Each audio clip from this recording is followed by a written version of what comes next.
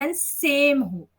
Just like example है 3, 7, 11, 15, 19।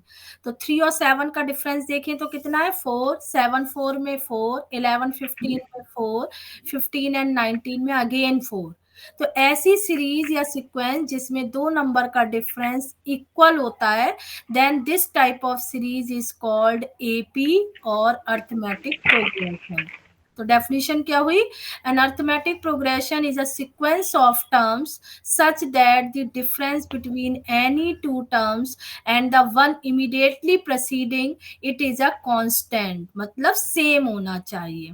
This difference is called the common difference. तो जो हम जो डिफरेंस निकालते हैं दो वैल्यूज का, this is called the common difference. तो हमारी ये जो सीरीज गिवन है इसका कॉमन डिफरेंस कितना हो गया? 4। तो इन जनरल यदि हम फर्स्ट टर्म बोले सीरीज का ए है और कॉमन डिफरेंस हम डी से रिप्रेजेंट कर रहे हैं, तो हम इन जनरल सीरीज को क्या लिख सकते हैं? A plus D, A plus 2d, A plus 3d and so on.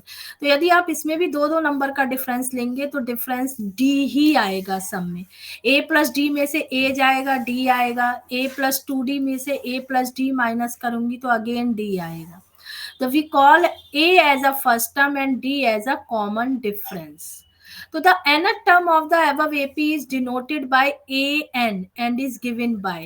तो होता क्या है, यदि हम फर्स्ट टर्म बोलते हैं तो होता है A1, सेकेंड टर्म है तो A2, थर्ड टर्म है तो A3। तो यदि हमसे कोई भी टर्म पूछा जाए सीरीज का बीच में से, तो हम AN के फार्मूले से वो वैल्यू कैलकुलेट कर सकते हैं। फार्मूला क्या होता है किसी भी टर्म को निकालने का? a plus n minus 1d। हाँ, क्या? a plus 1 minus n d. Yes, a plus n minus 1d। तो यदि अब आप देखें ऊपर सीरीज a और d वाली जो लिखी है, उसमें यदि मुझे थर्ड टर्म चाहिए तो n की वैल्यू क्या पुट करूंगी? 3। तो a3 इज इक्वल टू क्या हो जाएगा? a3 is equal to a plus 2d। तो ऊपर जो सीरीज लिखी है a plus D, A plus 2d, उसमें देख सकते हैं third term a plus 2d ही है। और यदि मुझे a और d भी पता है तो नंबर में आंसर आ जाएगा। तो दैट मीन्स यदि फर्स्ट टर्म a है, कॉमन डिफरेंस d है, तो nth डिफरेंस का फार्मूला होता है an is equal to a plus n minus 1d। तो एग्जाम्पल आता है find the first term and the common difference of each of the following arithmetic progression. अब पहली जो सीरीज दी है ऑलरेडी बता चुकी हूँ। पहला टर्म क्या हो गया फर्स्ट सीरीज का? 7 और डिफरेंस कितना हो गया? 4। सेकेंड टर्म में फर्स्ट टर्म क्या होगा? सेकेंड सीरीज में फर्स्ट टर्म कितना हुआ बेटा? 1/6। 1/6। और जो तो कॉमन डिफरेंस निकालेंगे वो कैसे निकालेंगे?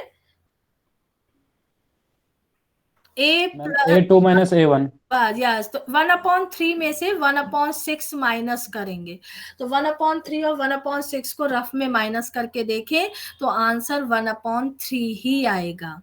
यस, थर्ड पार्ट में देखें, फर्स्ट टर्म है a प्लस 2d और आपका डिफरेंस जो आएगा वो a प्लस b में से जब a प्लस 2b माइनस करेंगे तो a से a कैंसिल हो जाएगा और b में से 2b जाएगा तो माइनस b आ जाएगा। चाहे तो एक बार ये कॉमन डिफरेंस आप रफ में कैलकुलेट करके चेक कर सकते हैं।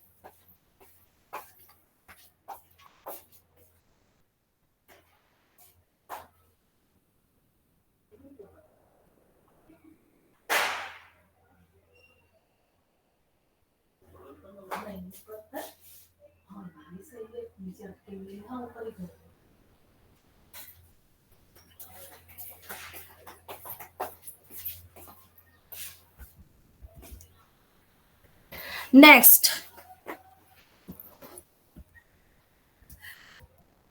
एक second, example 2, find the 18th, 23rd and nth term of arithmetic progression. अभी जो हमने लास्ट क्वेश्चन किया था उसमें फर्स्ट कैटेगरी थी, सिर्फ फर्स्ट टर्म और कॉमन डिफरेंस पूछा था। अब इसमें हम nth टर्म का फार्मूला यूज करेंगे। अब यदि हमसे nth टर्म का फार्मूला यूज करना होता है तो हमें 3 चीजें पता होनी चाहिए, एक तो फर्स्ट टर्म, दूसरा कॉमन डिफरेंस, और जो टर्म निकालना है हमें वो n की वैल्यू होती है। तो पहला पार्ट है 18th टर्म निकालना है, ठीक है। तो सीरीज में फर्स्ट टर्म कितना हो गया, -11, -11, और कॉमन डिफरेंस d कितना हो गया, 2, -9, माइनस माइनस प्लस 11, यानी कि आंसर 2 आ गया। तो 18 टर्म में फार्मूले में n की वैल्यू कितनी डालोगे, 18। तो a 18 is equal to a plus 18 minus 1d, यानी कि इसमें नेक्स्ट स्टेप में a और d की भी वैल्यू डाल दोगे, कैलकुलेशन करोगे, आंसर 23 आ गया। ऐसे ही सेकंड पार्ट है इस क्वेश्चन में, 23rd टर्म निकालना है, तो n की वैल्यू कितनी पुट करोगे, 2, 23। 3, ए और डी सब में सेम रहेगा। लास्ट है nth टर्म, nth टर्म में n की वैल्यू n ही रहेगी, सिर्फ a और d की वैल्यू पड़ेगी, तो आपका आंसर एक डिजिट में नहीं आएगा, n के टर्म्स में आएगा। तो ये क्वेश्चन बहुत इजी था, डायरेक्ट आपको nth टर्म का फार्मूला यूज करना था। Next question, difference of two terms of an AP. मतलब क्या हुआ, यदि मुझे डायरेक्ट निकालने हैं दो टर्म का डिफरेंस, वैसे आपको जो नंबर दिए होते हैं आप खुद मैनुअली डिफरेंस निकाल देते हैं दो नंबर का, है ना, बट क्वेश्चन में कोई भी दो टर्म दे दिए बीच के तो कैसे करोगे, है ना। तो या तो अलग अलग दोनों टर्म के आंसर निकालो और फिर उन आंसर्स को माइनस करो, जस्ट लाइक यहाँ पे ये क्वेश्चन था, इसमें 18th और 23rd टर्म का डिफरेंस पूछा है, लेकिन हमसे यदि 22 और 23 का डिफरेंस पूछा जाए तो मेरा लॉन्ग प्रोसेस क्या होगा, पहले मैं A22 निकालूंगी, फिर A23 निकालूंगी, फिर दोनों को माइनस करूंगी। लेकिन हमें डायरेक्ट फार्मूला याद है तो हमें बहुत इजी हो जाता है। तो जस्ट लाइक दो टर्म है, एक R है और एक S है, तो AR minus AS is equal to, direct formula होता है R minus S into d, ठीक है। तो आर एस तो क्वेश्चन में गिव ही नहीं होगा, डी आप निकाल लोगे, तो एक ही स्टेप में इसका आंसर डायरेक्ट आ सकता है। तो इसलिए ये फार्मूला आप लर्न कर सकते हैं कि दो टर्म का डिफरेंस निकालना है तो मतलब उन दोनों टर्म का डिफरेंस इनटू कॉमन डिफरेंस। अब एग्जांपल लेते हैं इसका, which term of AP, AP दी है, चेक कर सकते हैं, फर्स्ट टर्म 3 है, कॉमन डिफरेंस कितना है इस सीरीज का, 12, 12, yes, will be 132 more than its 54th term। मतलब उसने एक टर्म पूछा है जो कि 54th टर्म से 132 ज्यादा है, यानी कि हम क्या बोल सकते हैं, इसकी इक्वेशन क्या बन सकती है, वो टर्म जो मुझे निकालना है मैंने उसे ए एन मान लिया, यस। अब ए एन की इक्वेशन क्या बनेगी, A N is equal to will be 132 more than 54th term. 54th term का रिप्रेजेंटेशन क्या हुआ, A54, A54 से 132 आपका ज्यादा है, यानी कि इक्वेशन में लिख सकती हूँ A N is equal to 132 plus A54, लिख सकती हूँ।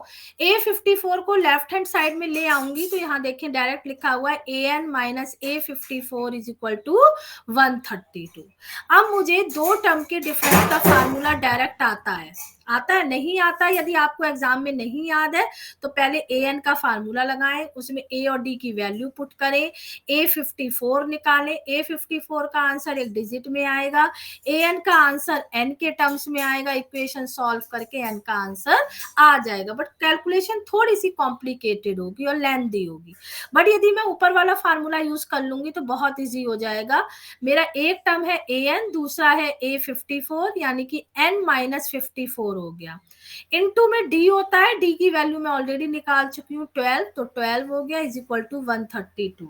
तो n की वैल्यू निकालनी है तो n की value n minus 54 is equal to 132 upon 12, यानी कि 11, फिर राइट हैंड साइड में 54 जाएगा तो 65 हो गया, यानी कि दस the 65th term of AP is 132 more then the 54th term.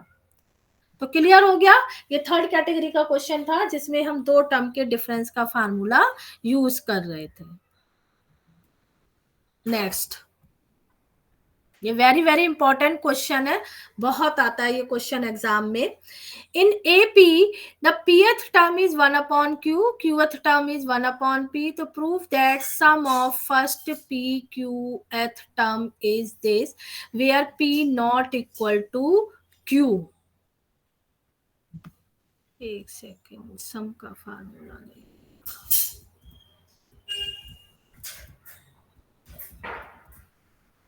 सम का फार्मूला स्किप किया हुआ है।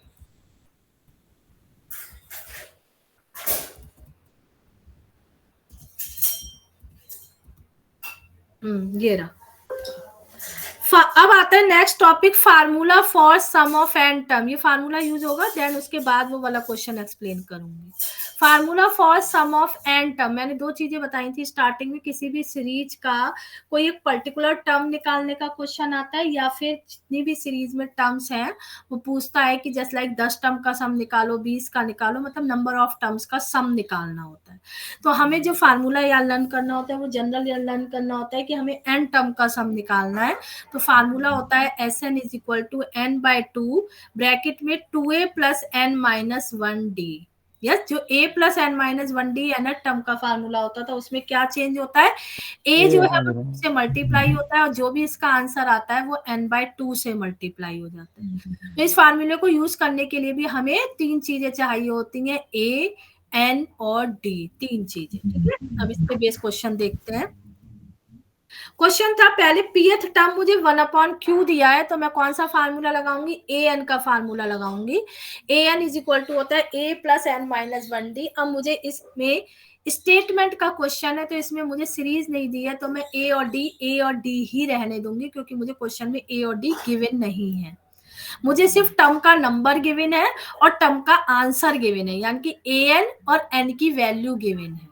ठीक है, तो according to question pth term क्या दिया है मुझे 1 अपॉन क्यू, तो n की वैल्यू कितनी हो गई, p हो गई, यानी कि AP is equal to a plus p minus 1d, और AP का आंसर मुझे क्या दिया हुआ है 1 अपॉन क्यू। तो इक्वेशन 1 हो गई a plus p minus 1d is equal to 1 upon q.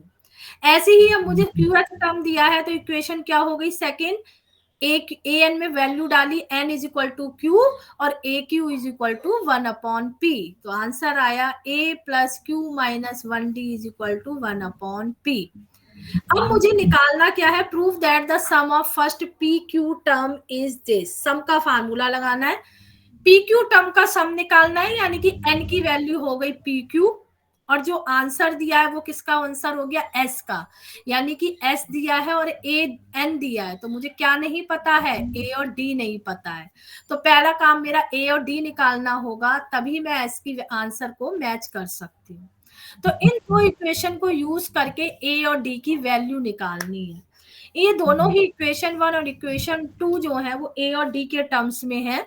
तो सबसे अच्छा मेथड होता है इक्वेशंस को सॉल्व करने का कि हम एलिमिनेशन मेथड अप्लाई कर लें, यानी कि एक वेरिएबल को पहले एलिमिनेट कर दें। तो दोनों इक्वेशन को मैंने माइनस किया, तो a में से a माइनस हुआ, क्या लिखा है, सब्ट्रैक्टिंग 2 फ्रॉम 1, 2 को 1 में से माइनस किया, a में से a कैंसिल हो जाएगा, q माइनस 1d में से p माइनस 1d जब माइनस होगा तो d कॉमन आएगा और इक्वेशन में क्या बचेगा, p माइनस 1, और माइनस के बाद ब्रैकेट ओपन करेंगे तो माइनस q प्लस 1 हो जाएगा, और 1 upon q minus 1 upon p, right hand side minus होगी। देन मुझे वैल्यू किसकी निकालनी है, d की, ब्रैकेट में जो है 1 से 1 कैंसिल हो गया, बचा से p minus q minus q is d is equal to LCM लिया राइट हैंड साइड पे पी क्यू, आंसर आ गया p minus q upon p q. अब p माइनस क्यू जो लेफ्ट हैंड साइड में और राइट हैंड साइड में है वो कैंसिल हो जाएगा, क्योंकि d के जो इनटू में है वो राइट हैंड साइड में जाएगा तो डिवाइड में हो जाएगा, डिवाइड न्यूमरेटर से कैंसिल हो जाएगा, तो d की वैल्यू आ गई 1 अपॉन पी क्यू। जब एक वेरिएबल की वैल्यू आ जाती है तो इक्वेशन 1 और 2 किसी में भी पुट कर दो, a का आंसर आ जाएगा। तो substituting the value of a in equation 1 we have a plus p minus 1 की वैल्यू 1 अपॉन करी is equal to 1 upon q. अब इस इक्वेशन को सॉल्व किया, ये d इज इक्वल टू होगा, यहाँ पे ये a इज इक्वल टू होगा, तो a इज इक्वल टू मैंने क्या किया 1/q, ये जो a के साथ प्लस में था इसे राइट हैंड साइड में ले गई, तो 1/q minus p minus 1/p, again p q LCM आएगा, तो फाइनल आंसर आ गया 1/p। मिसप्रिंट है, ये a की वैल्यू, a और d दोनों की ही वैल्यू 1/pq आ गई। अब मुझे निकालना क्या था क्वेश्चन में, सम ऑफ pq टर्म। क्या बताया था pq टर्म मतलब n की वैल्यू pq, तो s का जो फार्मूला था, इस फार्मूले में n की जगह pq पुट कर दो, a की जगह 1/pq और d की जगह भी 1/pq, s का आंसर आ जाएगा। आंसर आएगा देखिए, s pq is equal to pq upon 2 plus pq minus 1d, next step में a और d कर दी इक्वेशन, आंसर आ गया +1/, यही हमें करना था। क्वेश्चन वेरी वेरी इंपॉर्टेंट है, आपके एग्जाम में रखा हुआ होगा ये क्वेश्चन। क्लियर है?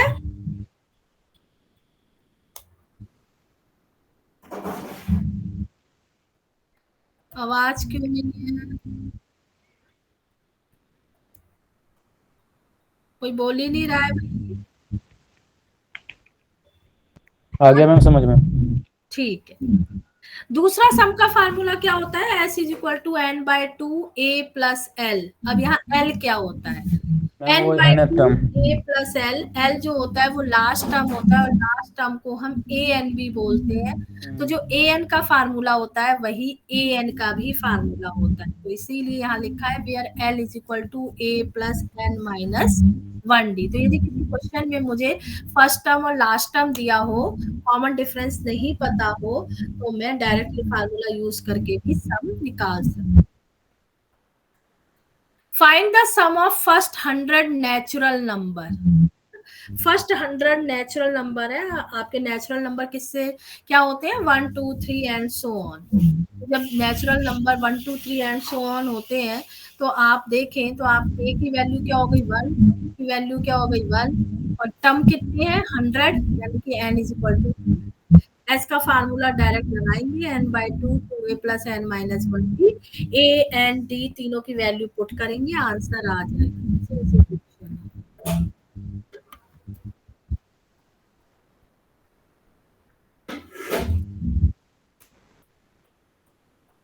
Next, in AP, the first term is 2 and sum of first 5 term is 1/4 of the next 5 term. Show that 20th term is this. आपको क्वेश्चन गिवन होंगे ना, हमेशा क्वेश्चन ना कुछ आपकी वर्ड प्रॉब्लम्स होंगी, इक्वेशंस बनाएंगे, उनको आपस में सॉल्व करेंगे और आंसर निकालेंगे। तो हमें क्वेश्चन में आइडेंटिफाई करना होता है हमें किस किस की वैल्यू चाहिए।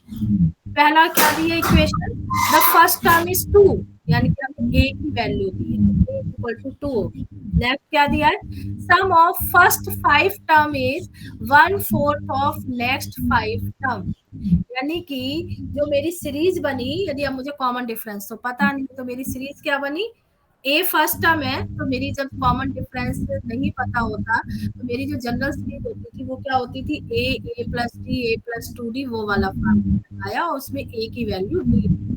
ठीक है, अब मुझे जो दूसरा स्टेटमेंट दिया है वो सम का दिया, यानी कि सम का फार्मूला पता होना चाहिए, मैंने सम का फार्मूला दिया। अब इक्वेशन क्या है, सम ऑफ फर्स्ट 5 टर्म, यानी कि S5 निकालना है, की वैल्यू क्या हो गई 5, यस, फर्स्ट टर्म a है और d ही है, d मुझे नहीं पता, d को अभी मैंने d ही एज्यूम किया, तो आपका जो S5 का आंसर आएगा वो d के टर्म्स में आ गया 10 + 10।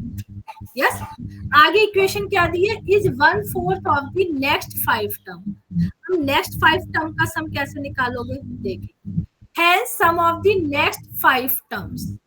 हम नेक्स्ट 5 टर्म, यानी कि नेक्स्ट 5 टर्म क्या हो गया आपका, S10 हो गया, 10 हो गया ना, तो क्या दिया है, आपके नेक्स्ट 5 टर्म का सम कैसे निकालोगे आप, जो आपके टोटल 10 टर्म है उसमें से आप शुरू के 5 को माइनस कर दोगे तो नेक्स्ट 5 टर्म का सम निकल आएगा, तो इसलिए मैंने फार्मूला लिखा S10 minus S5। S10 minus S5 का मतलब हो गया टोटल 10 में से शुरू के 5 का सम माइनस कर नेक्स्ट 5 का आंसर आ जाएगा। अब S10 का फार्मूला क्या हुआ, यदि आपने अभी देखा S5 का आंसर आया था 10 + 10d, है ना, तो ऐसे ही जब आप S10 निकालेंगे और इस फार्मूले में n की वैल्यू 10 पुट करेंगे तो आपका आंसर आएगा 20 + 45D करके देख सकते हैं। S5 आपने ऑलरेडी अभी निकाला ही था, 10 + 10D कर दिया, दोनों किए, दोनों का आंसर आ गया डिफरेंस का 10 + 35D। तो अब आपके पास सम ऑफ नेक्स्ट 5 टर्म भी है, सम ऑफ फर्स्ट 5 टर्म भी है, लेकिन अकॉर्डिंग टू क्वेश्चन इक्वेशन क्या थी, sum of first 5 term is 1/4 of next 5 term, यानी कि जो स्टार्टिंग का सम था वो 1/4 है नेक्स्ट 5। तो मेरे स्टार्टिंग का सम आया था 10 + 10D, नेक्स्ट 5 टर्म का आया 10 + 35D, बट इसके आंसर के 1/4 है। तो मेरी इक्वेशन बनी 10 + 10D = 1/4 10 35। इस इक्वेशन को सॉल्व किया, D की वैल्यू आ गई -6। अब मेरे को D नहीं पता अभी तक क्वेश्चन में, मेरा D भी आ गया। अब पूछा क्या है, अब पूछा है शो दैट 20th टर्म यानी कि n की वैल्यू 20 और टर्म की वैल्यू निकालने के लिए 3 वैल्यू पता होनी चाहिए, a n और d। a ऑलरेडी पता था, n 20 है, d मैंने निकाल दिया, तीनों वैल्यू आंसर आ गया। This question is clear?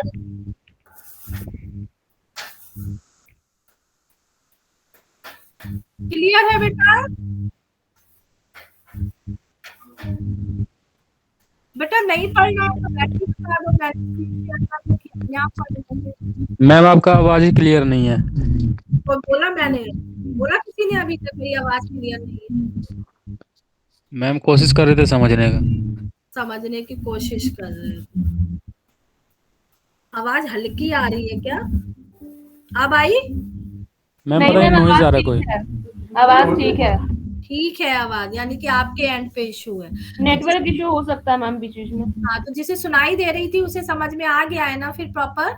Yes ma'am. Okay fine. Next question 4, how many terms of AP needed to give the sum is this? सारे ही क्वेश्चन में वही दो फार्मूले यूज होने हैं, एक AN का और SN का, बट क्वेश्चन को आइडेंटिफाई करना है। क्वेश्चन में क्या पूछा है, हाउ मेनी टर्म्स, कितने टर्म्स हैं, यानी कि n की वैल्यू पूछी। अब सीरीज दिया तो सीरीज दी होती है, सबसे इजी होता है A की वैल्यू निकालना और D की वैल्यू निकालना। मुझे A भी पता है सीरीज का और D भी मैं निकाल सकती हूँ। आगे पूछा क्या है, नीडेड टू गिव द सम -25, यानी कि सम का फार्मूला निकालना, और सम मुझे दिया है ऑलरेडी, तो मुझे पूछा क्या था n। तो s का जो फार्मूला होता है उसमें 3 चीजें चाहिए होती है मुझे, a d और n। a d मैंने सीरीज से निकाल लिया, n मुझे पता नहीं है तो n n ही रहेगा। s का आंसर मुझे दे रखा है -25, तो यानी कि इक्वेशन में मुझे a पता है, d पता है, s पता है, तो n तो निकल ही आएगा। फार्मूला था Sn = n/2 2a + n - 1d। इसमें मैंने s की वैल्यू, a की वैल्यू और d की वैल्यू आप पुट करोगे, देन आपकी n की वैल्यू निकल जाएगी। यहाँ जो मेन पॉइंट है वो क्या है कि n की जो आप वैल्यू पुट करोगे तो n की क्वाड्रेटिक इक्वेशन निकल के आएगी, n² - 25n + 100। इस इक्वेशन की आप फैक्टर करोगे, क्योंकि क्वाड्रेटिक इक्वेशन की जब आप फैक्टर करते हैं तो n की 2 वैल्यू, ठीक है, तो n की 2 आंसर आएंगे, एक आंसर यहाँ पे आया है 5 और एक आया है 20। तो अभी थोड़ी देर में 15 मिनट का जब टाइम दूंगी तो इस क्वेश्चन को प्रैक्टिस करके बताना, यदि प्रॉब्लम हो तो बता दूंगी, नहीं तो स्टेप्स मैंने एक्सप्लेन कर दिए कि करना क्या है। इस क्वेश्चन में सिंपली s के फार्मूले में s की, a की, d की वैल्यू डालनी है तो n की वैल्यू आ जाएगी। Next question, if sum of pth, qth, rth term of AP is ABC respectively, तो show that this equation। अब ये क्वेश्चन सेम ऐसा है जो ये कराया था मैंने, बट दोनों में डिफरेंस क्या है, ये वाला, इसमें टर्म का फार्मूला यूज हुआ था, pth टर्म, qth टर्म, उसमें सम का फार्मूला पहले से ही यूज हुआ, देख सकते। ये दोनों ही क्वेश्चन वेरी वेरी इंपॉर्टेंट है, 11वां और एक पहला वाला जो बताया, क्योंकि ये क्वेश्चन वेरिएबल से रिलेटेड है, सीरीज के रिलेटेड क्वेश्चन बहुत इजी कहलाते हैं, शॉर्ट क्वेश्चंस में आते हैं, लॉन्ग क्वेश्चन में यही क्वेश्चन आते हैं दो। तो अब इसमें क्वेश्चन में सम का दिया है, सम यानी कि सम s का फार्मूला लगा। अब इस क्वेश्चन में भी क्या दिया है, pth यानी कि n की वैल्यू p दी है, 2h मतलब n की वैल्यू 2 है, rh मतलब n की वैल्यू r। तो तीन बार फार्मूला लगेगा इसका, एक sp का, एक sq का, एक sr का, और तीनों ही सम के आंसर क्या दे रखे हैं, a b c। तो sp की वैल्यू हो गई है, sq की वैल्यू हो गई b और sr की हो गई c। और n की वैल्यू तीनों इक्वेशन में, एक में p होगी, एक में q होगी, एक में r होगी, और तीनों ही इक्वेशन a और d एज इट इज रहेंगे। तो लास्ट क्वेश्चन जब करा था तो दो इक्वेशन आई थी, और दो इक्वेशन को सॉल्व करके a और d की वैल्यू निकाली। ऐसे ही हम यहाँ पे भी कर सकते थे, बट यहाँ पे मुझसे एक इक्वेशन प्रूफ करने को बोली, तो मुझे a और d की वैल्यू निकाल के क्या करना है, मैं सिंपली क्या करूंगी, इक्वेशन को सिंप्लीफाई करूंगी। अब देखिए मैंने इक्वेशन 2 में क्या किया, आप जो मुझे प्रूफ करना है, इक्वेशन 1 मैंने उसे दे रखी है, उसमें मुझे क्या करना है, q minus r into a upon p चाहिए। यस, तो जो सेकंड इक्वेशन थी मैंने p बाई 2 को राइट लेफ्ट हैंड साइड में ले आई, इक्वेशन क्या होगी, q upon p is equal to this. ऐसे ही थर्ड इक्वेशन में q अपॉन 2 को ले गई लेफ्ट हैंड साइड, इक्वेशन आ गई 2b अपॉन 2, तीसरी आ गई 2c अपॉन r, यानी कि इक्वेशन 2 3 4 को मैंने रीअरेंज कर दिया। अब रीअरेंज करने के बाद मुझे प्रूफ करनी है, क्या करा मैंने, e अपॉन p के साथ मुझे क्या चाहिए, q minus r, b upon q के साथ चाहिए r माइनस अपॉन r के साथ p माइनस, तो मैंने इन इक्वेशन को इसी ब्रैकेट से मल्टीप्लाई वही किया है। इक्वेशन 4 को किया मैंने q माइनस r से, 5 को किया r माइनस p से, 6 को किया p माइनस। अब मैं लेफ्ट हैंड साइड और राइट हैंड साइड मल्टीप्लाई करूंगी, तीनों इक्वेशन की लेफ्ट हैंड साइड और राइट हैंड साइड मल्टीप्लाई करी, कोई स्टेटमेंट लिखा है, और फिर तीनों को ऐड कर दी, क्योंकि जो इक्वेशन मुझे प्रूफ करनी है उसमें आप देख सकते हैं तीनों ही टर्म प्लस हो रहे हैं, तो मैंने तीनों को ऐड कर दिया। तो लेफ्ट हैंड साइड में देखिए तो सिर्फ 2 एक्स्ट्रा आ रहा है, और जो राइट हैंड साइड आएगी वो सब ब्रैकेट्स जब ओपन करूंगी तो सारे टर्म्स कट कटा के आंसर मिलेगा। इसको एक्सपेंड करके देखना, ब्रैकेट्स को ओपन करके देखना, सारी टर्म्स कट जाएंगी, सब हो जाएगा। और जो 2 आ रहा है लेफ्ट हैंड साइड में उसे कॉमन ले लूंगी, डिवाइड कर दूंगी 2 से, तो आपकी जो इक्वेशन करनी थी वो प्रूफ हो जाएगी। Dividing the side by 2 we get one equation, ये आपकी इक्वेशन प्रूफ हो जाएगी। Next, if the sum of first nth term of AP is this, तो find the nth term of this। अब जैसे मैंने बताया यहाँ पे कौन सा कर रही है, यहाँ पे मुझे sum of nth term A और D की वैल्यू पता होगी, तो मैं कोई टर्म कैसे उससे अब nth टर्म, तो यहाँ पे हम डायरेक्ट फार्मूला यूज कर रहे हैं। जब मुझे SN पता होगा और AN निकालना है, AN कैसे निकाल सकती हूँ, SN माइनस SN माइनस। आप खुद सोचे, यदि मुझे कोई एक टर्म निकालना है तो मैं 2 टर्म का माइनस कर दूंगा, सम है, जैसे मुझे 9th टर्म निकालना है तो मुझे, और 10 टर्म मुझे पता है, तो मैं 10 टर्म की सम में से 9th टर्म तक के सम को माइनस कर दूंगी तो 9th टर्म निकल आएगा, है ना, वही किया। मुझे अब n टर्म का सम पता है और n माइनस 1 का पता है, तो जब दोनों को माइनस करूंगी तो लास्ट वाला टर्म मुझे पता चल, तो फार्मूला बनता है an equal to SN minus n minus. मुझे क्वेश्चन में SN ऑलरेडी पता था, SN माइनस को कैसे निकालूंगी, वैल्यू n माइनस 1 पुट कर दूंगी, सेम इक्वेशन में करूंगी, ब्रैकेट ओपन करूंगी, आधे टर्म कैंसिल हो जाएंगे, फाइनल आंसर आ जाएगा प्लस, यानी कि इस क्वेश्चन में आपको डायरेक्ट फार्मूला an का लगन है, उसी की वैल्यू पुट करनी।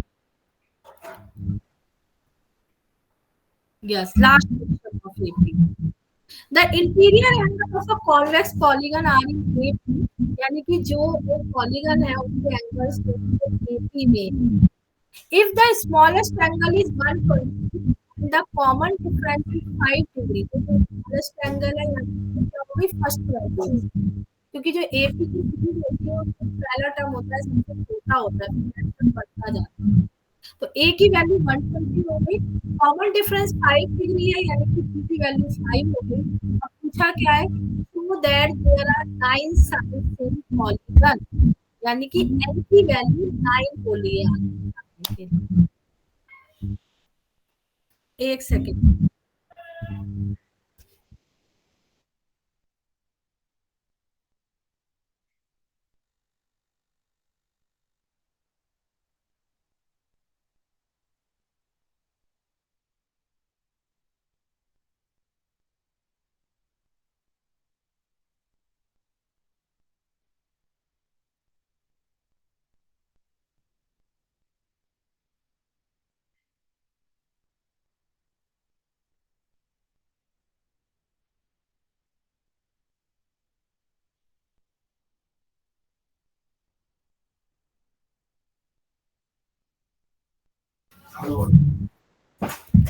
क्या स्क्रीन विजिबल है बेटा? Yes, ma'am. Okay. So we know that the sum of interior angle of convex polygon, अब ये पता होना चाहिए कि sum of interior polygon क्या होता है, वो होता है n minus 2 180 डिग्री। ठीक है, तो n minus 2 180 डिग्री सम का फार्मूला होता है पॉलीगन के सम का। तो अब s का फार्मूला क्या होता है, n/2 प्लस n माइनस 1। तो अब मैंने उसी फार्मूले में इसकी वैल्यू पुट कर दी, s की वैल्यू पुट कर दी, a की कर दी। तो ये क्वेश्चन नहीं करोगे तो नहीं कर पाओगे, यदि ये फार्मूला ही नहीं याद होगा कि एंगल का जो सम होता है वो n माइनस 50 डिग्री होता है, नहीं पाओगे। तो जब तक s की वैल्यू नहीं पता होगी तो आगे नहीं सकती। इसलिए हमने n एक्सिस मैंने लेना है 2a, यानी 2a की वैल्यू 120 रहेगा, 5 है इक्वल टू s की वैल्यू मैंने ऑलरेडी पुट करनी है। अब इस इक्वेशन में देखिए सिर्फ n ही वेरिएबल, इक्वेशन को सॉल्व करोगे, अगेन क्वाड्रेटिक इक्वेशन आएगी, क्वाड्रेटिक इक्वेशन का मतलब होता है फैक्टर करो, और फैक्टर करोगे तो n की 2 वैल्यू आएगी। तो यहाँ पे n की 2 आंसर आए, एक आया 9, एक आया 16। तो यहाँ पे आंसर देखें कि दोनों आंसर पॉसिबल है या नहीं, but n is equal to यदि 16 है तो ग्रेटेस्ट एंगल क्या हो, ग्रेटेस्ट एंगल मतलब लास्ट टर्म, और लास्ट टर्म का फार्मूला क्या होता है, a plus n minus 1a।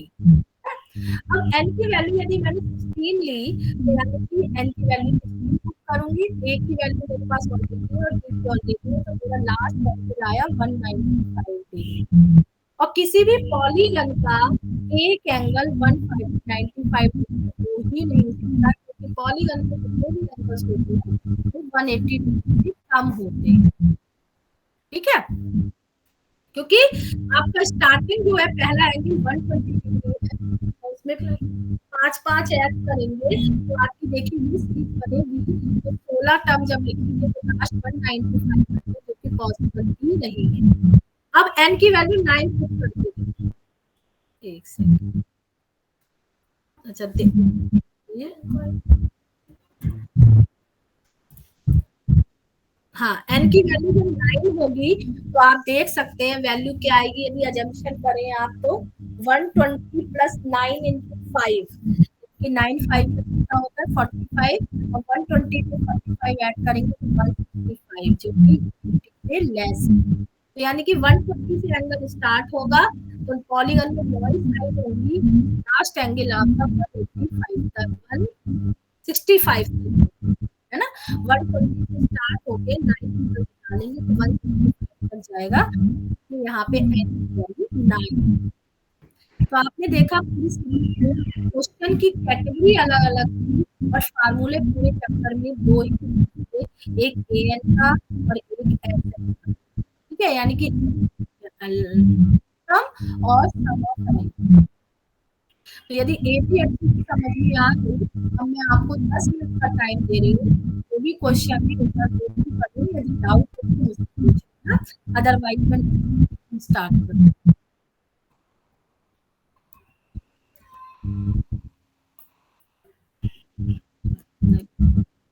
दस मिनट ज्यादा फिर कंप्लीट कर।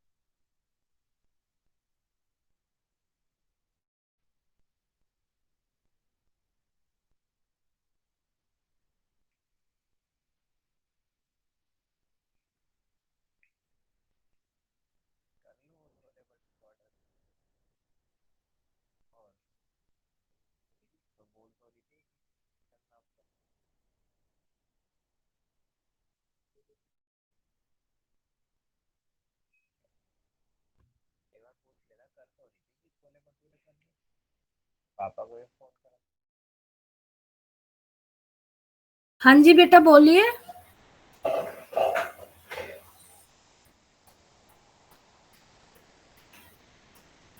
Nothing.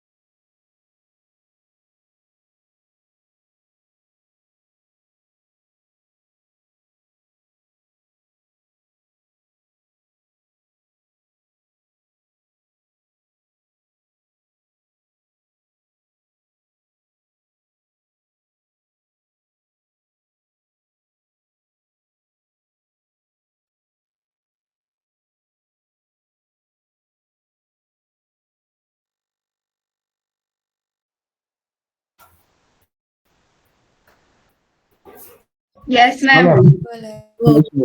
Okay. Next topic is geometric progression. Geometric मतलब इन शॉर्ट जीपी।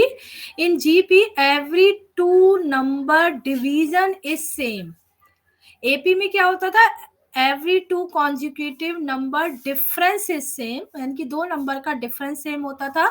इसमें जब हम दो नंबर्स को डिवाइड करते हैं, this is called the common ratio, तो वो सेम आता है। तो thus geometric progression GP looks as follow, जैसे उसमें होता था A plus D and so on, इसमें जो रेशो होता है उसे हम रिप्रेजेंट करते हैं कॉमन रेशो को आर से। तो इसलिए यहाँ इक्वेशन जो होती है वो होती है A R square A R cube and so on. अब आप कॉन्जिक्यूटिव दो टर्म को डिवाइड करेंगे, just like A R upon A करें तब भी आर आएगा, A R square upon A R करें तब भी आर आएगा। तो where A is called the first term of GP and R is called the common ratio of the GP. तो जब हमें सीरीज पता चल जाती है तो हमारा सबसे पहला जो क्वेश्चन होता है वो होता है nth टर्म निकालने का। तो यहाँ पे nth टर्म निकालने का फार्मूला होता है an is equal to a into r की पावर n-1। यदि मुझे nth टर्म निकालना है तो पावर एक कम होती है, यदि an है तो n-1 होती है। तो जस्ट लाइक a5 है तो r की पावर कितनी हो जाएगी, 4 हो जाएगी। तो ये कुछ एग्जाम्पल्स हैं जीपी के जिन्हें आप चेक करेंगे दो दो नंबर को डिवाइड करके, सेकंड को फर्स्ट से, थर्ड को सेकंड से, फोर्थ को थर्ड से, तो सभी का रेशो सेम आएगा। एग्जाम्पल देखिए, find r and the next 4 term of GP. तो मतलब सबसे पहले हमें किसी भी सीरीज से क्या पता चलता है, फर्स्ट टर्म और उसका कॉमन रेशो। जैसे एपी में कॉमन डिफरेंस पता चलता था, तो ए की वैल्यू -3 है, तो ए आर यानी कि सेकंड टर्म 1 है। तो आप डायरेक्ट भी निकाल सकते हैं जैसे मैंने एपी में बताया था, नहीं तो आप फार्मूले से भी निकाल सकते हैं। A R is equal to A R upon A यानी कि 1/-3, और नहीं तो मैंने डायरेक्ट क्या बताया, second term upon first term. तो सेकंड टर्म 1 है और फर्स्ट टर्म -3 है, तो कॉमन रेशियो कितना हो गया, -1/3। तो आप डायरेक्ट भी निकाल सकते हैं, जरूरी नहीं है कि आप ये स्टेप शो करें। अब पूछा क्या है क्वेश्चन में, नेक्स्ट 4 टर्म, मतलब अब हमसे कौन सा टर्म पूछा है क्वेश्चन में। तो देखिए पहले कितने टर्म दिए हैं क्वेश्चन में, A1 A2 A3 A4, 4 term दिए हैं, यानी कि A4 तक दिया है। नेक्स्ट 4 पूछे, यानी कि आपसे पूछा है A5 A6 A7 A8। तो यहाँ पे दो तरीके हैं करने के, एक तरीका इन्होंने जो किया है और एक तरीका मैं बता रही हूँ फार्मूले वाला। A5 इन्होंने कैसे निकाला है, क्योंकि हमने ये वाली सीरीज थी ए आर, मतलब जो टर्म होता है उसका नेक्स्ट टर्म क्या होता है, आर से मल्टीप्लाई करके। एक मिनट बेटा,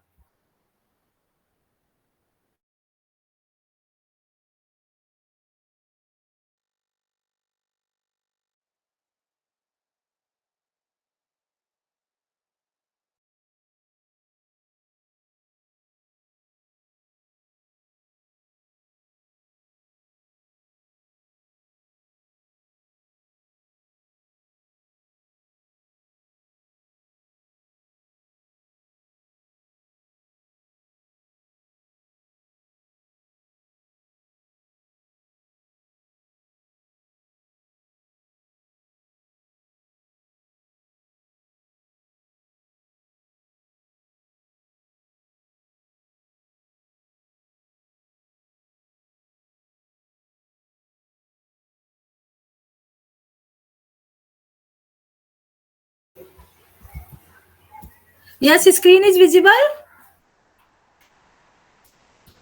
यस मैम विजिबल। यस तो हमने यहाँ क्या देखा था, यदि हमें कोई नेक्स्ट टर्म निकालना है तो हम सिंपल आर से यदि कोई मुझे एक टर्म पता है, जैसे उस सीरीज में मुझे 4 टर्म पता थे, तो 5वां 6वां 7वां 8वां निकालना है, तो मैं 4th को आर से मल्टीप्लाई करूंगी तो 5th आ जाएगा, 5th को आर से मल्टीप्लाई करूंगी 6 आ जाएगा। तो इन्होंने ये वाली अप्रोच यूज की है इसमें। A5 is equal to A4 into R, A6 is equal to A5 into R, A7 is equal to A6 into R और A8 is equal to A7 into R. Yes आप इसको दूसरे तरीके से भी कर सकते हैं, जस्ट लाइक A5 निकालना है तो आप nth टर्म का फार्मूला यूज करें, क्या है an का, यदि A5 निकालना है तो A इंटू आर की पावर 4 है ना। ए आर आपको ऑलरेडी क्वेश्चन में पता है, तो भी आप वैल्यू जब डालेंगे तो आंसर यही आएगा। तो आप दोनों तरीकों में से कोई भी तरीका यूज कर सकते हैं। Next Three numbers are in AP and their sum is 15. 1, 3, 9 be added to them respectively. They form an GP and find the numbers. अब इस क्वेश्चन में AP और GP दोनों ही यूज हो रही हैं. पहले उसने बोला है 3 नंबर्स AP में है, तो यदि मुझे सिर्फ 3 नंबर्स AP में ही मानने होते हैं, मैंने ये क्वेश्चन वहां इसलिए नहीं ऐड किया था 3 नंबर्स वाला क्योंकि यहाँ ऑलरेडी यूज किया हुआ है. तो यदि आपको किसी क्वेश्चन में A और D की फॉर्म में 3 नंबर्स ही एज्यूम करने होते हैं, तो ये स्टैंडर्ड फार्मूला होता है. तो हम 3 टर्म्स क्या मानते हैं? A minus D, A plus D. ये फार्मूला रट लो आप लोग, है ना. तो 3 टर्म होते हैं A minus D, A plus D. अब क्वेश्चन में क्या दिया हुआ था? इनका सम जो है वो 15 है, यानी कि आप इनको ऐड कर दो. तो A minus d plus A plus d is equal to 15. तो जब आप इसे ब्रैकेट्स को ओपन करेंगे तो D से D कैंसिल हो जाएगा और A का आंसर 5 आ जाएगा. यानी कि आपको एक वैल्यू पता चल गई A की 5, D नहीं पता अभी, है ना. तो D ही रहेगा. अब आगे क्या दिया है? If 1, 3, 9 be added to them, मतलब जो आपके 3 AP के नंबर थे, अब उनमें आपको 1, 3, 9 ऐड कर देना है. तो according to given condition A minus d में 1 ऐड कर दिया, A में 3 ऐड कर दिया और A प्लस डी में 9 ऐड कर दिया. तो जो मेरे ये 3 नए टर्म्स आए, क्वेश्चन में दिया है दे फॉर्म एन GP, तो मैंने लिख दिया R in GP. Find the numbers. अब इन नंबर्स को फाइंड करना है. नंबर्स को फाइंड करने के लिए मेरे पास A का आंसर आ चुका है, D का आंसर नहीं आया है. तो D के आंसर के लिए अब मैं GP की कंडीशन यूज करूंगी. GP की कौन सी कंडीशन यूज करूंगी? जब मुझे 3 टर्म GP के पता है, तो मैं GP का मेन रूल क्या होता है कि आप 2 टर्म को डिवाइड करें, सेकंड को फर्स्ट से करें और थर्ड को सेकंड से करें, तो दोनों का आंसर सेम होगा. तो वही अप्रोच मैंने यूज की है. A plus 3 is a second term को फर्स्ट से डिवाइड किया. फर्स्ट है A minus d plus 1 is equal to third को सेकंड से डिवाइड किया, तो A plus d plus 9 upon A plus 3. क्योंकि मेरे पास D की वैल्यू ही नहीं है. यदि D की वैल्यू होती तो मैं कैलकुलेशन करके चेक कर लेती कि हाँ आंसर सेम है या नहीं. तो जब वेरिएबल में आंसर है तो मैंने उसे एज अ कंडीशन यूज किया. अब इस इक्वेशन में मैंने A का आंसर पुट कर दोगे आप, तो आपकी जो इक्वेशन सॉल्व होके आएगी वो D की इक्वेशन आएगी. अगेन D की क्वाड्रेटिक इक्वेशन आएगी. उसके जब आप फैक्टर करोगे तो D के 2 आंसर आएंगे. यहाँ पे D के 2 आंसर आए, एक आया -10, एक आया 5. तो आपने एक बार A की वैल्यू 5 और D की -10 पुट करी तो आपके 3 नंबर ये आएंगे, और जब D की वैल्यू 2 पुट करी तो ये आंसर आएंगे. यानी कि इसके 2 पॉसिबल आंसर हो गए. 15, 5 -5 ये आप चेक कर सकते हैं, ये AP में है, और 3, 5, 7 भी AP में ही है. अंडरस्टैंड? सेकेंड फार्मूला किसी भी सीरीज का क्या होता है? सम ऑफ टर्म्स का. अभी हमने जो फार्मूला किया वो एन टर्म के यूज किए. अब आता है sum of N terms of a GP. अब GP के सम ऑफ एन टर्म्स का फार्मूला होता है SN is equal to A bracket में 1 माइनस R की power n upon 1 minus R. तो अगेन मुझे सम निकालने के लिए क्या क्या पता होना चाहिए? A पता होना चाहिए, N पता होना चाहिए और R. तो क्वेश्चन बहुत सिंपल है. Find the sum of 20 terms of a GP is this.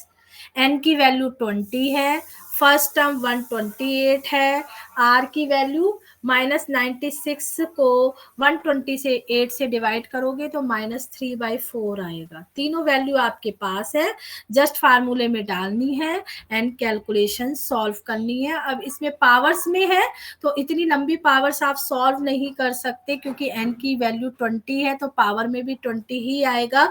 तो आप इस केस में पावर में भी आंसर छोड़ सकते हैं. Next question. How many terms of the GP add up to this?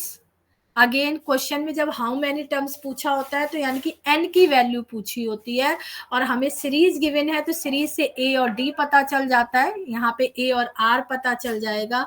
लेकिन लास्ट क्या दिया है? Add up to this. Add up to this मतलब इसका सम जो है वो ये है.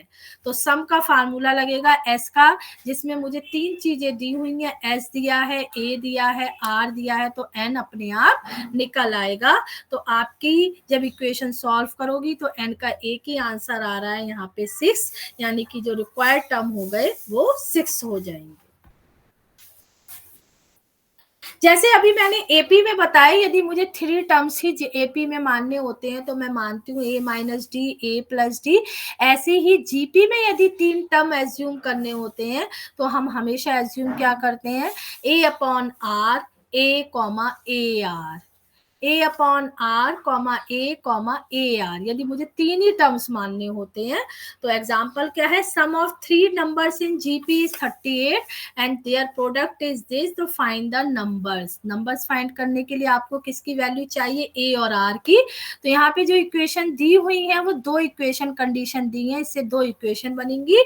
उन 2 इक्वेशन को सॉल्व करेंगे तो ए और आर की वैल्यू निकल आएगी। तो पहली कंडीशन क्या है, sum of 3 numbers in GP is 38।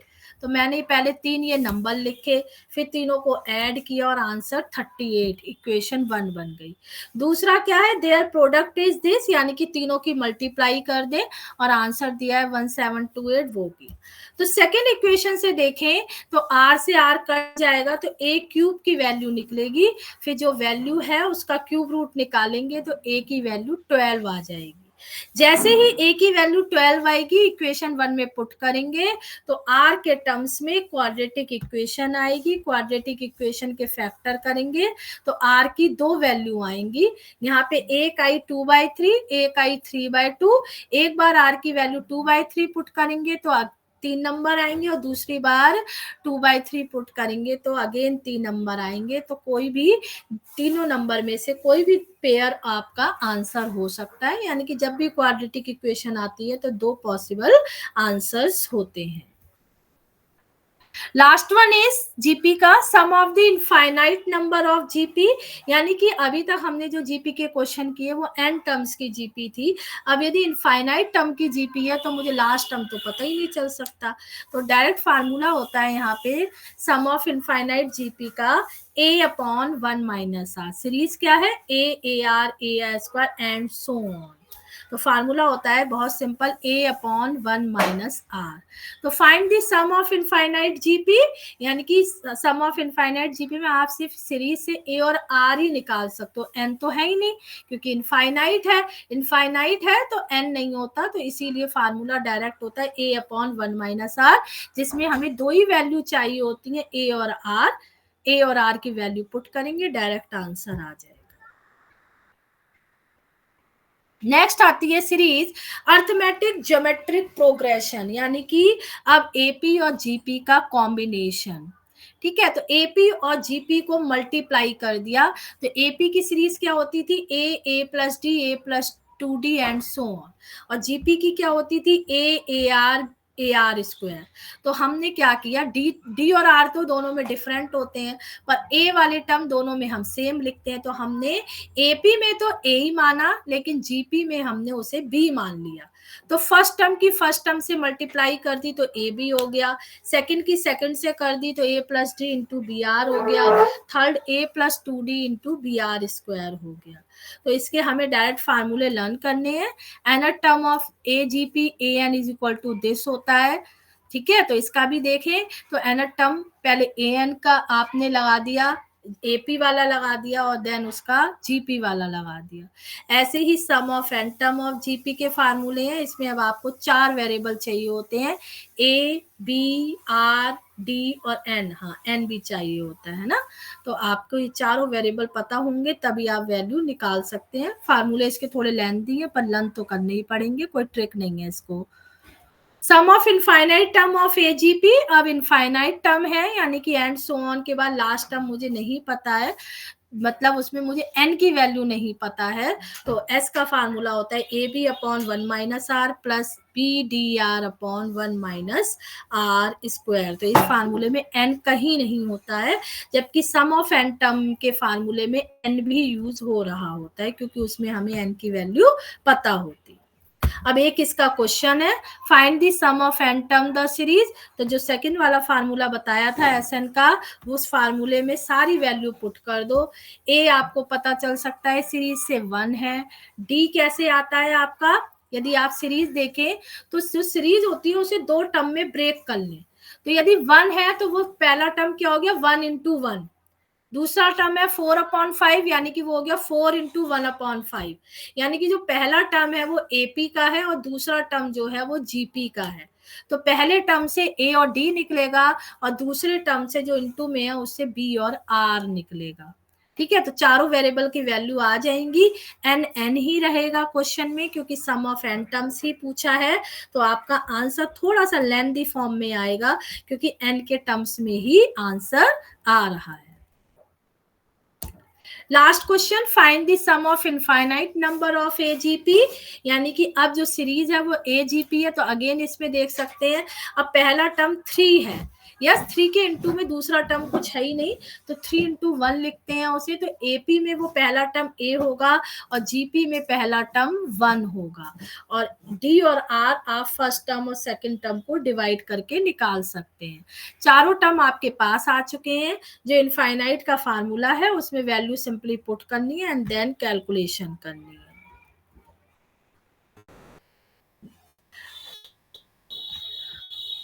पांच मिनट का ब्रेक दे रही हूँ, ठीक है।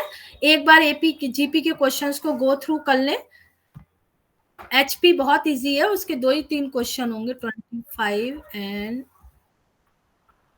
26, हाँ 2 ही क्वेश्चन हैं, क्योंकि एपी एचपी जो है वो जीपी एपी की रिवर्स होती है बस।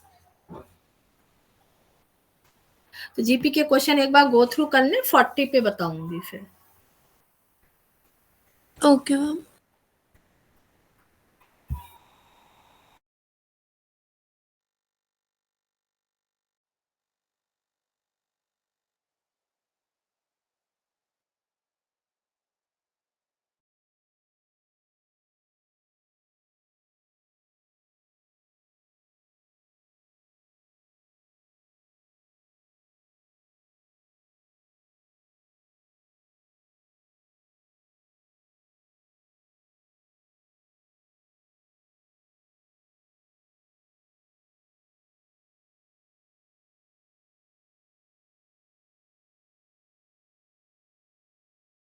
ओके, जस्ट अ मिनट, अभी स्टार्ट कर रही हूँ बस।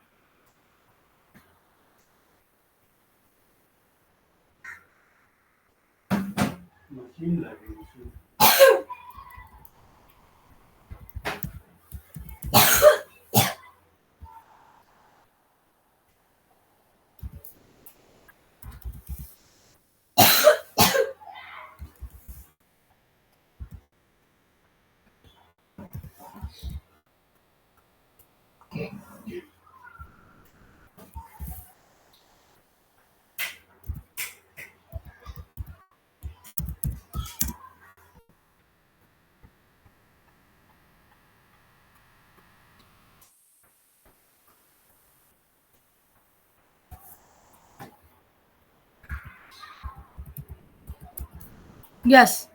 So harmonic progression. Am I audible and screen is visible?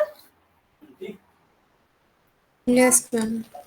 A sequence A1, A2, A3 of non-zero numbers is said to be harmonic progression, यानी कि HP if 1/A1, 1/A2, 1/A3 forms an AP।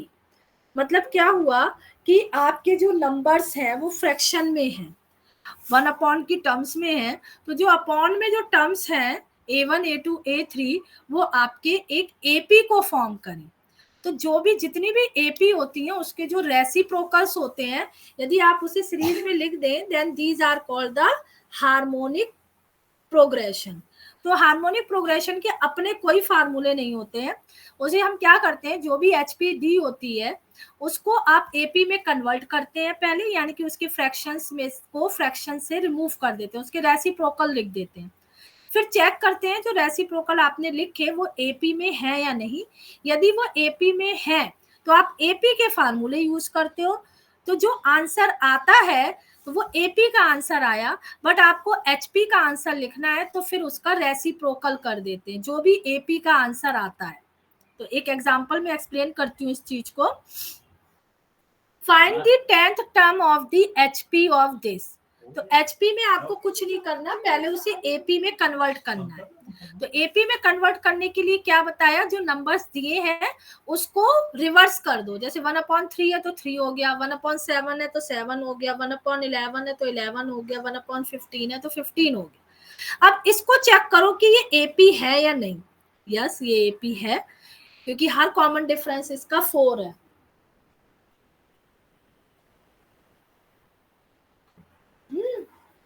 नहीं, तो अब AP है तो AP का 10th term निकालोगे पहले आप। उसके लिए आपको क्या क्या चाहिए, ए चाहिए, डी चाहिए और एन चाहिए। एन की वैल्यू 10 हो गई, ए की वैल्यू 3 हो गई और डी की वैल्यू 4 हो गई। आपने ए 10 का आंसर निकाल दिया जो आ गया 39। अब आपको तो आंसर एचपी का चाहिए था, तो आप 39 को क्या कर दो, उल्टा कर दो। तो 39 का उल्टा क्या हो जाएगा, 1/3n। उल्टा मतलब उसका रेसिप्रोकल। तो 10th term of the HP is 1/39। तो मीन्स एचपी का कोई भी क्वेश्चन आ जाए उसको पहले रिवर्स करके लिखो, एपी के फार्मूले लगा के आंसर निकालो। सम का आ जाए चाहे टर्म का आ जाए, कोई भी क्वेश्चन आ जाए उसे रिवर्स करके एपी में लिख के एपी के मेथड से सारे आंसर्स निकालो। जो आंसर आए उसको अगेन रेसिप्रोकल कर दो। तो एचपी के कोई अपने फार्मूले नहीं होते। Last topic is sum of first n natural numbers and their squares and cubes। ये 3 फार्मूले हैं जो आपको डायरेक्टली लर्न करने हैं। यदि सिर्फ नेचुरल नंबर का सम है 1 2 3 एंड सो ऑन, तो उसका फार्मूला होता है 1/2 nn+1। दूसरा है sum of squares of first and natural number, मतलब नंबर सेम है बट इनके स्क्वायर्स का सम है, तो इसका आंसर होता है 1/6 nn+1 2n+1। अब स्क्वायर की जगह क्यूब आ गए, तो क्यूब आ गए तो क्यूब का फार्मूला होता है 1/4 n² n+1 का होल स्क्वायर एंड इनटू में 1/4। तो ये 3 फार्मूले हैं जो आपको लर्न करने हैं। उसके बाद क्वेश्चन में कैसे यूज करने हैं ये बताते हैं। इन शॉर्ट, यदि आपको सीरीज याद नहीं रखनी है तो आप उसे इन शॉर्ट भी याद कर सकते हैं के टर्म्स में। जो series 1 2 3 and so on an थी उसे समेशन में लिख दिया, तो समेशन में के आ जाएगा जब सम ऑफ नेचुरल नंबर है। जब स्क्वायर है तो समेशन में के स्क्वायर आ जाएगा, और जब क्यूब है तो समेशन में क्यूब आ जाएगा। बट राइट हैंड साइड के तीनों फार्मूले सेम ही रहेंगे जो लास्ट पेज पे थे। Last question is find the sum of the following series 1² 3² 5² and so and 2n-1 का होल स्क्वायर। अब ये ना एपी है, ना जीपी है, ना एचपी है, ना एजीपी है। ये स्क्वायर्स ऑफ नेचुरल नंबर है 1 3 5, बट ये नेचुरल ऑड नंबर्स हैं 1 3 5। यस, तो अब हमें इन तरीके के क्वेश्चंस को करने के लिए क्या करना होता है। तो सबसे पहले हम क्या करते हैं, इस क्वेश्चन का nth टर्म जो दिया है उससे rth टर्म निकालते हैं। तो जो हमें nth टर्म दिया होता है, nth टर्म कौन सा होता है, किसी भी सीरीज का लास्ट टर्म, यानी कि वो दिया है 2n-1 का होल स्क्वायर। तो rth टर्म मतलब n की वैल्यू r पुट कर दो इसमें, तो tr इज इक्वल टू हो गया 2r-1 का होल स्क्वायर। इसमें a माइनस बी के होल स्क्वायर का फार्मूला लगा दिया, a² + b² - 2ab। तो इक्वेशन आ गई 4r² - 4r + 1। इसके बाद हमने क्या किया, अब इसका समेशन ले दिया दोनों साइड में। तो जो ये समेशन वाले फार्मूले इसीलिए यहाँ कन्वर्ट किए थे कि आप समेशन ऐसे लिखा होता है तो आप डायरेक्ट ये फार्मूले यूज कर सकते हैं। अब समेशन कैसे यूज किया, टीआर था तो समेशन टीआर हो गया। अब समेशन 4r² - 4r + 1 हो गया। अब इस समेशन को ब्रैकेट जब ओपन करी तो तीनों के साथ चला गया, तो समेशन 4r² हुआ तो 4 बाहर आ गया, तो समेशन r² हो गया। समेशन के बाद -4r था तो -4 बाहर आ गया, समेशन के साथ r आ गया। ओनली +1 है तो समेशन के साथ 1 आ गया। ठीक है, अब ये जो लेफ्ट हैंड साइड तो एज इट इज रहेगी क्योंकि क्वेश्चन में उसने बोला ही था क्या निकालना है, सम ऑफ दिस सीरीज। तो सम ऑफ टी आर का मतलब हो गया सम ऑफ दिस सीरीज। अब राइट हैंड साइड को सॉल्व करना है, तो राइट हैंड साइड में आप फार्मूले पुट करने हैं। तो समेशन आर स्क्वायर में कौन सा फार्मूला लगेगा, समेशन के स्क्वायर का। समेशन आर में कौन सा फार्मूला लगेगा, समेशन के वाला। और समेशन वन का मतलब क्या हुआ, एक टर्म को आप 5 बार ऐड कर रहे हो, जस्ट लाइक 2 है, 2 + 2 + 2 + 2 + 2, आंसर कितना होगा। यदि आप 2 को 5 बार ऐड करोगे तो आंसर क्या होगा,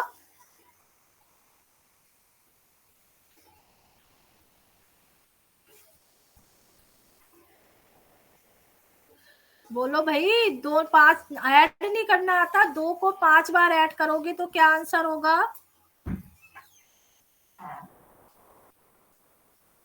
कोई आवाज ही नहीं है, सो गए क्या। हेलो। हाँ, हाँ मैम। 2 को 5 टाइम ऐड करोगे तो क्या आंसर होगा, 10 मैम, 10 10 10। 10। लेकिन ये तो एक तरीका तो ऐड करके है, दूसरा तरीका क्या हो सकता है जो मेरा आंसर 10 आ जाए, मल्टीप्लाई करके। मल्टीप्लाई, यानी कि 2 5 टाइम ऐड हो रहा है तो 2 को 5 से मल्टीप्लाई कर दो। तो ये जो समेशन 1 है, समेशन 1 का मतलब है 1 को, क्योंकि n टाइम तक ये समेशन चल रहा है, तो यानी कि 1 को जब n टाइम ऐड करूंगी तो आंसर क्या होगा, n होगा।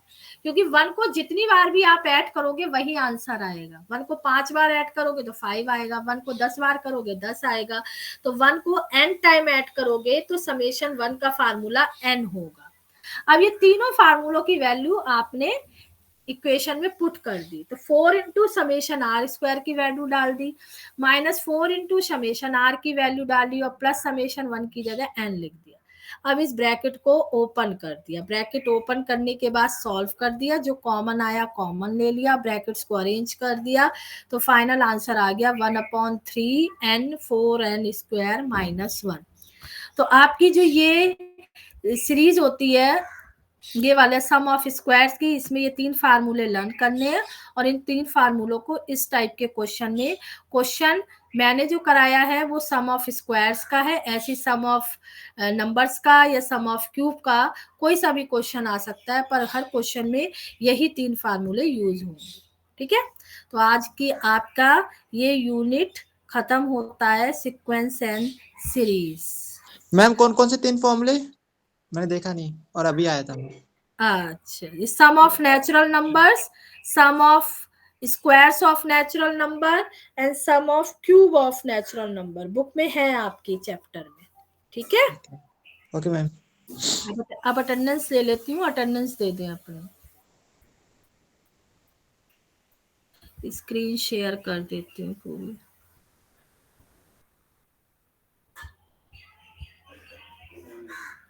कितने बच्चे हैं आज, तो 10 ही बच्चे, 10 भी कहाँ है।